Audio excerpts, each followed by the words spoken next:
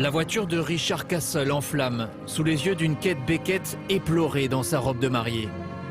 Cette scène finale de la saison 6 de Castle a ému les fans du monde entier.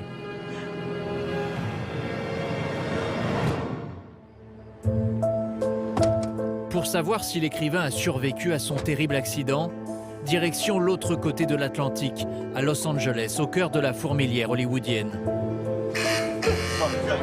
Il est 8 h du matin et les équipes techniques des studios ABC sont déjà à pied d'œuvre. Le tournage d'un épisode de la 7e saison de Castle est sur le point de débuter. Il faut nettoyer les fenêtres là-bas. Le chef de la photographie, responsable de la lumière sur le plateau, vérifie une dernière fois ses réglages avec les doublures. Ok, c'est bon. Et le balai incessant des régisseurs qui démontent et remontent les décors de reprendre de plus belle. Chaque jour, c'est une petite armée de centaines de personnes qui se met en branle. Attention à la marche. Une organisation millimétrée pour tenir des délais très serrés. La production n'a que 2 petits mois d'avance sur la diffusion. Le moindre retard peut avoir de graves conséquences. Non, doucement, doucement.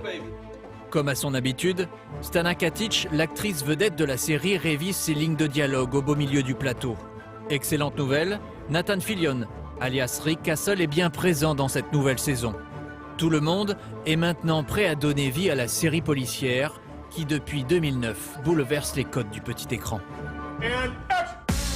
En cette saison, le show Castle s'est imposé partout où il a été diffusé. Chaque semaine dans le monde, ils sont près de 40 millions de téléspectateurs inconditionnels à suivre les tribulations de Rick Castle, le séduisant romancier millionnaire, et de Kate Beckett, la sexy et pugnace lieutenant de la police criminelle de New York.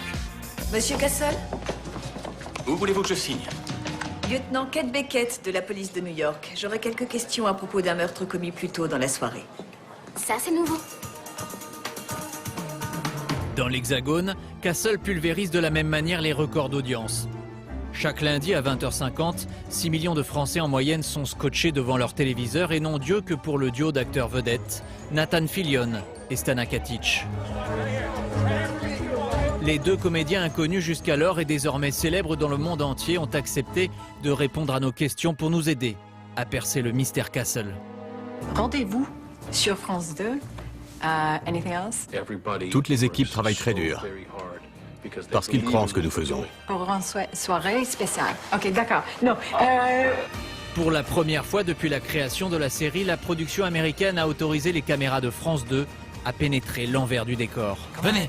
Nous allons vous raconter les secrets de cette success story.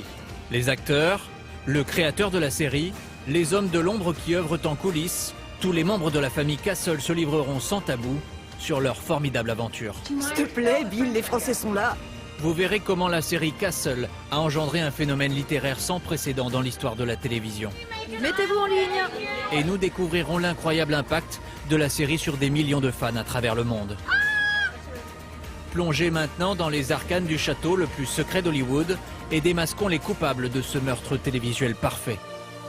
Bienvenue dans Castle, les secrets d'une série phénomène.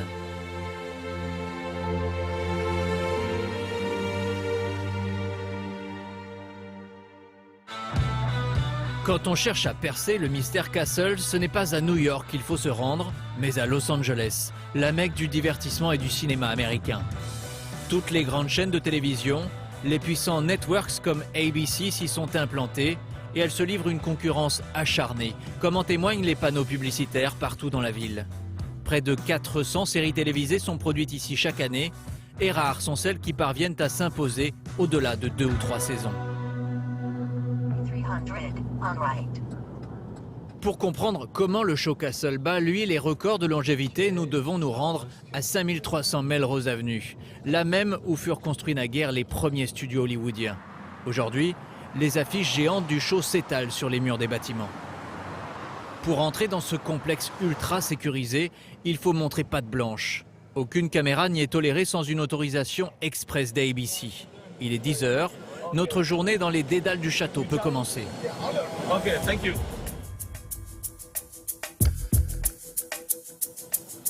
Le plateau 12 des studios Raleigh. Nous investissons le lieu du crime, là où le gang Castle se réunit chaque jour depuis 7 ans. Dans la cour adjacente, on découvre les camions loges réservés aux acteurs de la série. Nous arrivons au beau milieu du tournage du 5e épisode de la saison 7. La scène se déroule dans le loft de Richard Castle. L'éditeur m'a envoyé le lien vers la nouvelle pub de Raging Hit.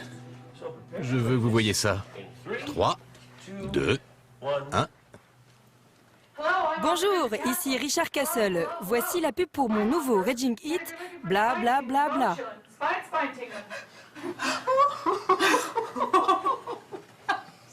Qu'est-ce que c'est que ça? Il reste encore 4 prises à effectuer. Nous laissons un instant les équipes à leur travail et nous nous éclipsons discrètement.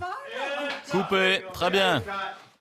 Pour découvrir les secrets de fabrication de la série, qui de mieux que Seamus Dever pour nous servir de guide? Bienvenue dans Castle, suivez-moi. Dans la série, il incarne l'un des adjoints de Kate Beckett, le sympathique mais rigide détective Ryan. Le corps de la victime a été trouvé dans une bouche d'égout à moitié dévoré. Dévoré? Ouais, et il était recouvert d'une sorte de gelée verte.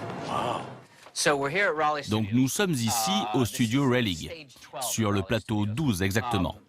Ce plateau existe depuis maintenant 7 ans. Ça n'a jamais changé.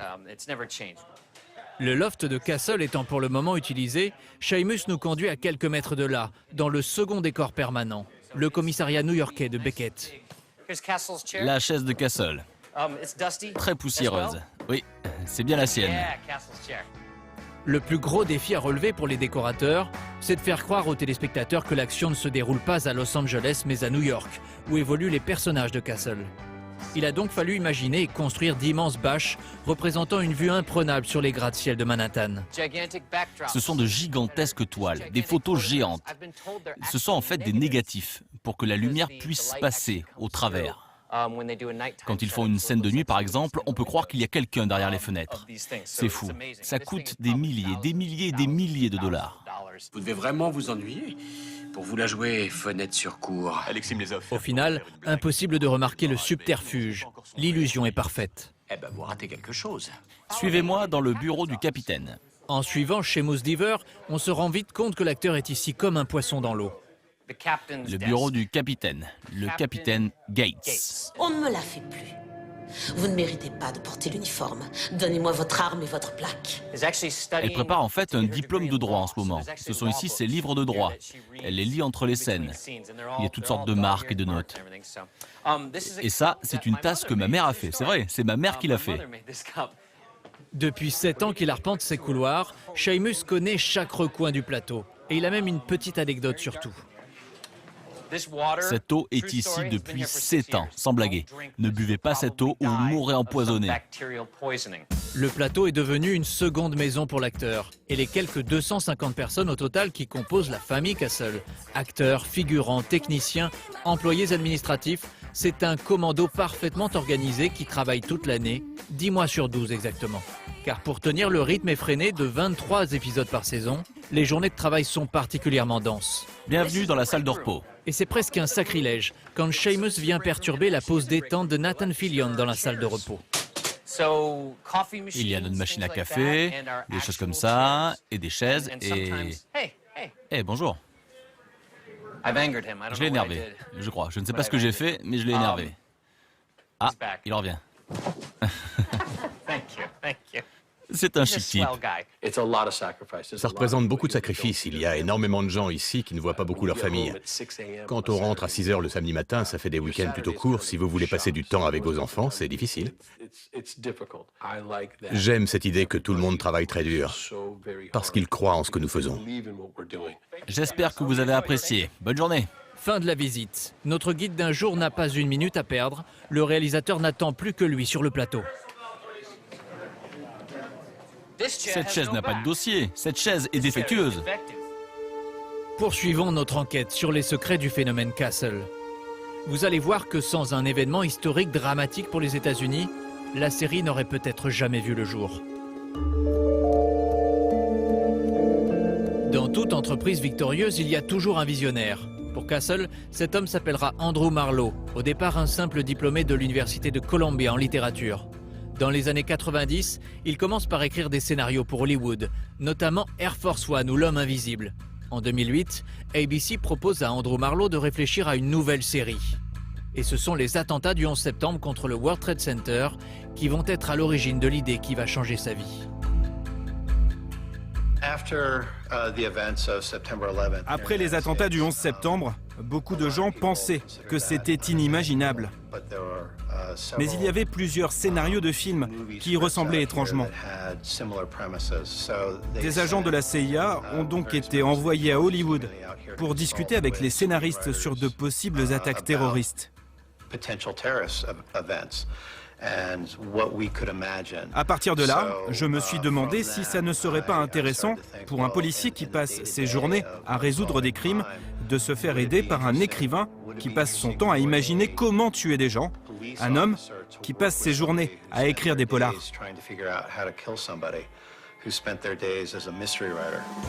Un écrivain qui joue au policier, l'idée n'est pourtant pas nouvelle. Dans le passé, une autre série bien connue, Arabesque, s'y était déjà essayée avec succès. Andrew Marlowe décide donc de dépoussiérer un vieux concept télé et de le revisiter entièrement. Courant 2008, il s'enferme avec son bataillon de 10 scénaristes et se met à l'ouvrage. Son idée directrice, faire de Castle une série novatrice originale avec son propre univers, un show addictif dont on ne peut plus se passer. De prime abord, Castle est une série policière de facture très classique, portée par un binôme d'enquêteurs charismatiques à la manière du Mentaliste ou de Bones. À chaque épisode, il y a un meurtre que les policiers vont tâcher d'élucider. Mais la série innove en s'appuyant sur la forte personnalité de Castle, un écrivain fantasque et immature, assez horripilant. Castle arrive toujours à s'en sortir. Il fait constamment ce qu'il a envie de faire, tout le temps. Et il s'en sort. Si je connaissais Castle dans la vraie vie, je crois que je lui mettrais un coup de poing dans la figure. Parce qu'il m'énerverait trop. Il en fait trop. Il est trop. Castle est ingérable, mais une fois rentré à la maison, il redevient un fils aimant et un bon père de famille, à l'écoute de sa fille Alexis. Le lieutenant Beckett t'avait pas interdit de prendre des photos des scènes de crime? Ah oui? Elle me l'a interdit? Elle a toujours été la voix de la raison. Dans le fond, c'est ce qui permet à son père de rester un grand enfant. Et je pense que c'est aussi grâce à sa grand-mère qu'elle est très mature pour son âge. Les scénaristes vont ensuite s'appliquer à inventer des meurtres toujours plus imaginatifs que les théories souvent fumeuses de Castle cherchent à expliquer.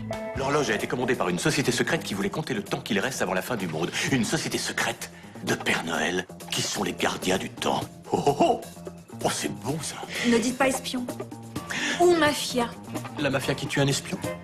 Le tueur est un zombie! Car la patte Castle, c'est son humour omniprésent, une vraie singularité qui l'a tout de suite démarqué de la concurrence, plus sérieuse sur la procédure, comme Les Experts ou NCIS. Dans Les Experts, quand ils font ce genre de choses, il y a toujours de la musique et très peu de lumière. C'est un peu comme dans les pornos.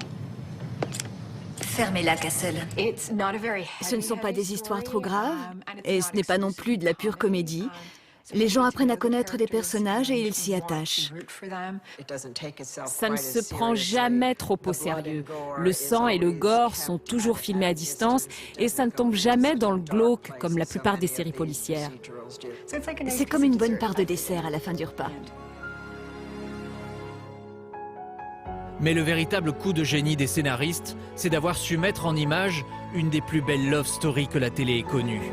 Une romance aux accents shakespeariens pleine de rebondissements et d'actes manqués qui va mettre en émoi les femmes du monde entier. Et pour nous en convaincre, quittons un instant les États-Unis et retournons en France. Un soir de la semaine pas vraiment comme les autres, au milieu de la campagne alsacienne. Nathalie, Michel et Yvette sont trois mères de famille que la drogue Castle a rendu accros.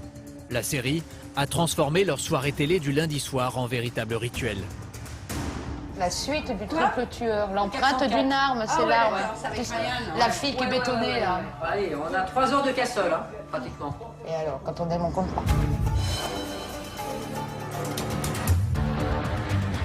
Castle, c'est de la folie, c'est de la folie, c'est du romantisme, c'est de l'amour. Il y a de tout. J'ai dû voir 10 fois chaque saison.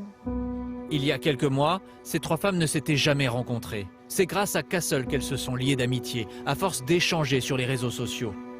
Aujourd'hui, Michel vient même parfois d'Orléans, où elle réside, à 500 km de là, pour partager ses moments privilégiés avec ses copines. Il est 20h50. Ah, ça y est. Les filles, allez, arrête.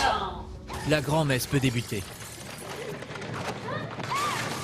Ah oui, c'est vrai que ça démarrait par ça. Là. Oui. C'est ça, enfin, quand il s'est trouvé piégé parce qu'il a été voir. Au mauvais endroit, au mauvais moment. Et voilà. Ah ouais, j'adore là quand il arrive avec son... Et tu sais pourquoi? Parce qu'il n'y a pas de meilleure idée au monde. Castle, je ne vais pas aller me marier dans l'espace. Pourquoi? On pourrait être les premiers. Le vol spatial commercial sera bientôt... Tu te marres quand même dans cette série, que tu n'as pas dans d'autres. Non. Par hasard, je suis tombée sur cette série et je suis vraiment devenue accro à partir de la saison 3. C'est comme une drogue? Ah, totalement, hein. Je suis accro à fond. Parce que quand j'étais petite... Les trois femmes commentent, analysent chaque scène. Elles connaissent la love story de Castle et Beckett sur le bout des ongles. J'imaginais. Elle me fait rêver. Elle me fait rêver parce que, je veux dire, tout le monde a envie de vivre une histoire pareil. L'histoire d'amour entre les deux acteurs principaux, entre Beckett et Castle, est phénoménale. Jamais une histoire d'amour n'a été filmée comme ça dans une série. Si ça pouvait être tous les jours, moi, les épisodes, ça serait génial. Hein. Une semaine, c'est long à attendre. Hein. Et puis alors, 4 mois, n'en parlons pas. Mais alors, qu'est-ce qui rend cette histoire d'amour si unique qu'elle est capable de transformer ces mères de famille en admiratrices passionnées?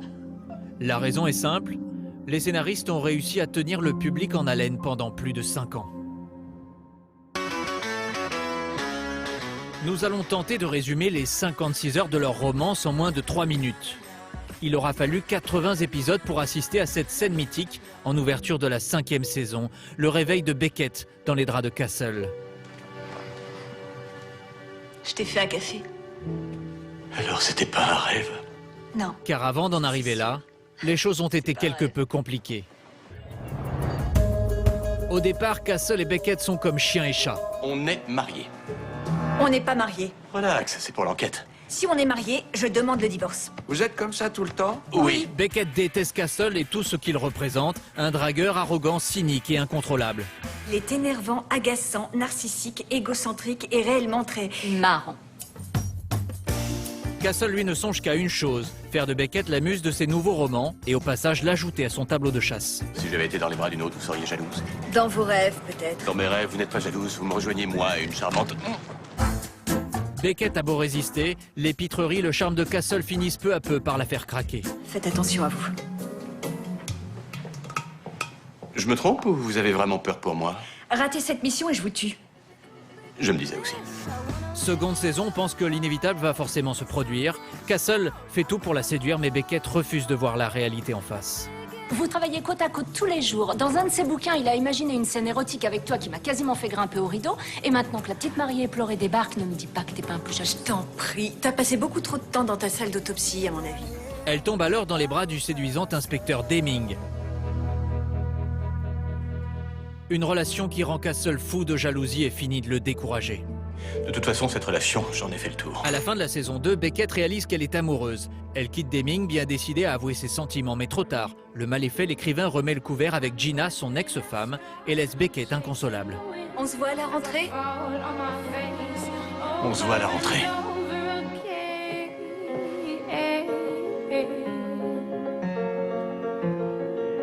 Saison 3, la relation entre Beckett et Castle reprend dans un climat plutôt tendu. Castle, rentrez chez vous. Retournez à vos Hampton, à votre ex-femme et à vos séances de dédicace. Lors du 46e épisode, pour les besoins d'une enquête, ils se donnent enfin leur premier baiser.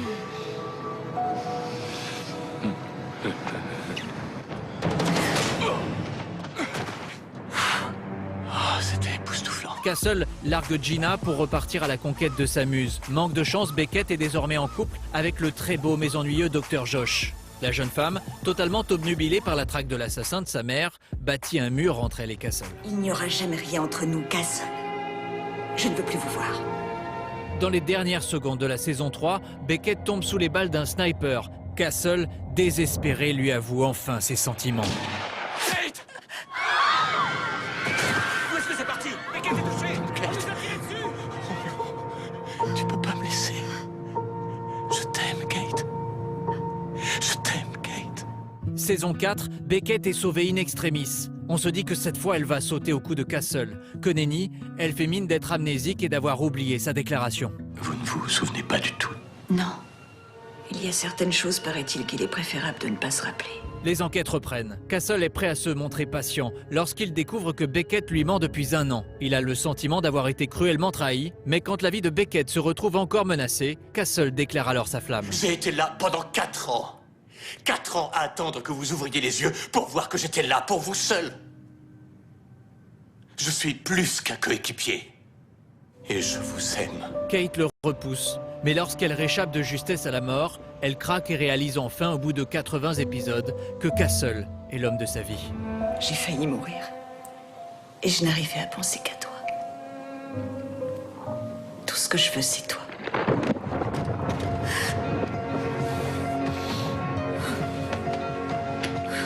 Et depuis, alors qu'on les imaginait rouler tranquillement sur la route du bonheur qui conduit au mariage, tout va une nouvelle fois s'effondrer lors du final de la saison 6.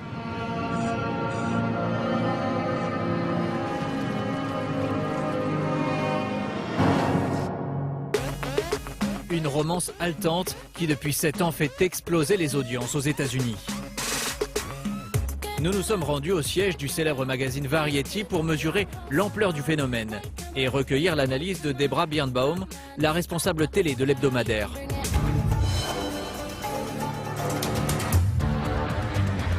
C'est un incroyable succès. Il y a 10 millions de téléspectateurs à chaque diffusion. Pour un show comme celui-ci, c'est un énorme score, aussi bien pour ABC que pour le marché américain. Et ce qui est plus important, c'est qu'elle ne montre aucun signe d'essoufflement. Vous savez, les séries aujourd'hui ont des durées de vie de plus en plus courtes, parce que les téléspectateurs ont du mal à rester concentrés sur une seule série. Il y a tellement de choix, la compétition est féroce. Mais on voit qu'avec Castle, le public est très fidèle. Les gens veulent voir ce couple vivre ensemble, donc le fait que la série existe toujours dans ce contexte est réellement exceptionnel. Dans la jungle de la concurrence, Castle a donc réussi à tirer son épingle du jeu. Il est temps désormais pour nous de rencontrer l'un de ces hommes de l'ombre, sans qui rien n'aurait été possible. Retour sur les plateaux de tournage. Les acteurs seront bientôt en pause. Nous allons enfin avoir la chance d'interroger les 2 héros de la série, Nathan Fillion et Stana Katic. Dans quelques instants, ils nous diront ce que la série a changé dans leur vie. Mais en attendant, faisons la connaissance d'Alfred Soll, le chef décorateur. Allez, venez. C'est lui qui a imaginé l'écrin dans lequel évolue le héros de la série. Bienvenue dans le loft de Castle. Eh bien, voici un tableau parfait représentant la douceur du foyer. Au départ, l'idée, c'était qu'il était un écrivain célibataire, très célèbre. Et j'ai voulu que le loft soit très chaleureux, masculin et accueillant. Alfred Soll, qui a notamment travaillé pour Melrose Place, a cherché à coller à la personnalité de l'écrivain. Le bureau de Castle, décor essentiel à la construction du personnage, lui a demandé une attention toute particulière. Ce sont les 2 premières choses que j'ai trouvées pour la série, ce bureau et cette chaise. C'était la clé, l'endroit où il passe tout son temps. J'ai chiné cette chaise dans un magasin d'antiquités et quand je l'ai vue, j'ai tout de suite su que c'était celle de Rick Castle. Regardez cette photo, elle a été prise par un photographe français dans un appartement à Paris. C'est elle qui m'a donné l'inspiration pour la couleur et le ton global de l'ensemble. Pour le dragueur invétéré qu'est Richard Castle, Alfred a aussi imaginé une chambre dans le plus pur style new-yorkais qui transpire le luxe et la testostérone.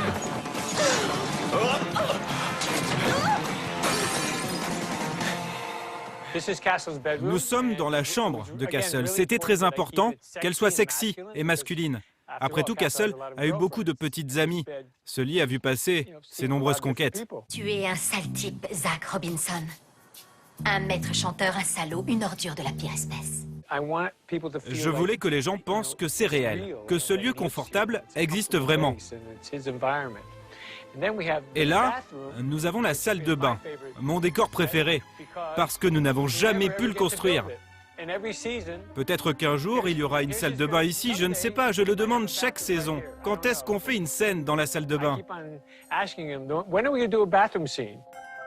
Alors à quand une scène romantique entre Castle et Beckett, côte à côte, se brossant les dents au saut du lit? Nous allons pouvoir poser la question aux principaux intéressés.